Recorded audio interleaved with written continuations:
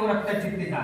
वृत्तचित्ती म्हणजे लोखंडी ठोकळा, लोखंडी ठोकळा व लोखंडी सळी, जाड लोखंडी सळी, ती म्हणजे वितळल्याचे पाणी तयार करायचे, तिथे तयार करायचे. म्हणजे तयार होणाऱ्या तारेचं घनफळ आणि मूळच्या त्या ठोकळ्याचं घनफळ समान करायचं नाही, त्याला उरस तयार करायचं आणि त्याची तार तयार करायची आहे. उरस अजिबात वाया घालवायचं नाही. म्हणजे याचा अर्थ त्या वृत्तचित्तीचं घनफळ, वृत्तचित्तीचे घनफळ बरोबर तारेचे घनफळ समान असतात. तयार होणाऱ्या तारेचं तळाचे व्यास 7 सेमी आहे, उंची 28 सेमी. धातूची वृत्तचित्ती वितळवायचे 2 मिलीमीटर छोटीशी तार व्यासाची तयार करायची.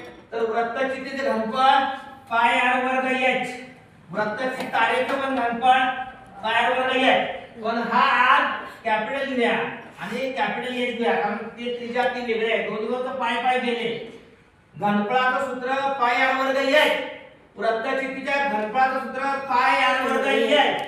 दोन्ही वरचं पाय पाय गेले. r वर्ग व्यास आहे 7 सेंटीमीटर, त्यामुळे 7 भागिले 2 गुणिले 7 भागिले 2, त्याची उंची किती आहे? 28. याची किंमत 28. पलीकडे पाय गेलाय r वर्ग 2 मिलीमीटर आहे व्यास, 2 मिलीमीटर व्यास आहे.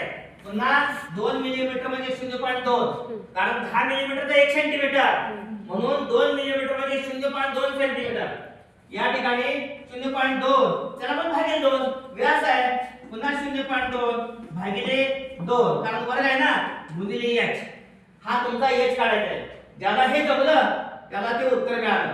दोन्ही वरना इथं 2 आहे, इथं 2 आहे, हे 2 आहे, हे 2 आहे, गेले ते, त्याचा विचारच करायचा नाही. 7 7 म्हणजे 7 गुणिले 7 गुणिले 28, आणि पलीकडे हे दोघं मागाले 0.2 गुणिले 0.2 बरोबर h निघणार आहे.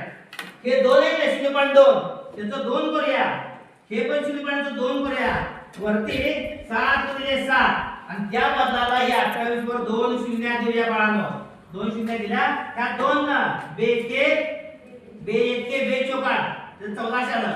पुन्हा या 2 ना या 1400 ला बे 7 14 बे 0 700 आलं का? 7 का घन, 7 गुणिले 7 गुणिले 7, 7 का घन 343 वर किती शून्य? त्या 2 शून्य. हे झालं तुमचं उत्तर. येणार सेंटीमीटर मध्ये.